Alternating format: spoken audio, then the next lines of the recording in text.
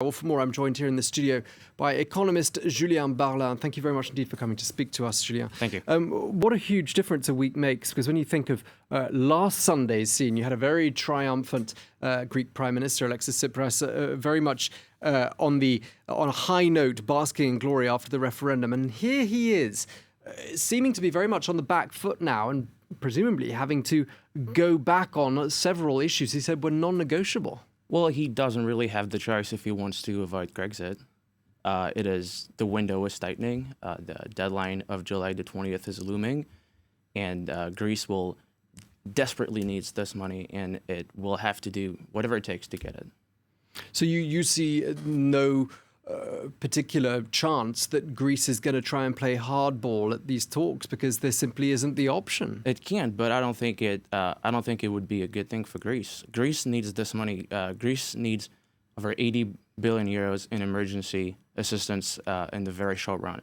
So really, it doesn't have much time. I think it is now time to strike a deal, to find an agreement. I think it is disappointing that an agreement was not found today. But I remain optimistic that within the next days, we will have an agreement. We need one, otherwise Greece will have to exit the Eurozone. Okay, so what we'll be talking about in terms of an agreement is in fact a third bailout.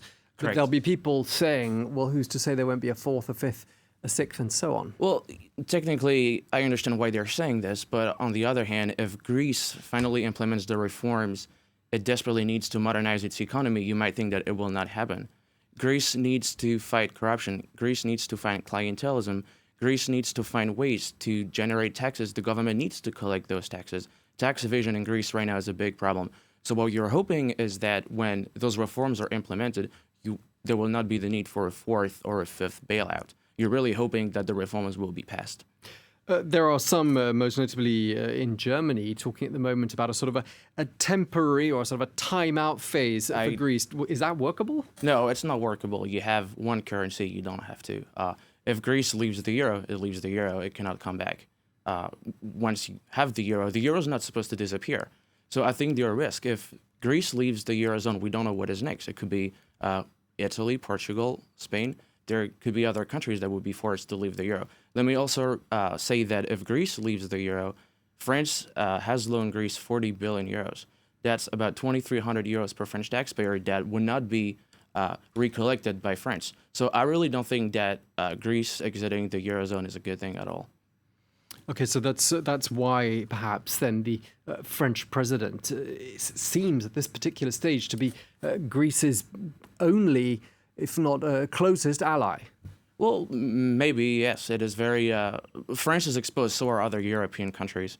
But I don't think that a Grexit would be a good solution. It would be a massive failure for the Eurozone. Let me remind that the European economy is the largest in the world. It accounts for 23% of the world's global wealth, about 16 billion thousand euros of global GDP, 500 million customers. It's big, and we don't want this union to collapse at all. So this is why we have to fight in order to ensure that Greece will pass the reforms it desperately needs, and we ensure that it can remain within the euro, and we can move on, and hopefully there won't be the need for a fourth bailout. Well, thank you so much for sharing that with us. Economist Julien Barlan, thank you so much for speaking to France 24.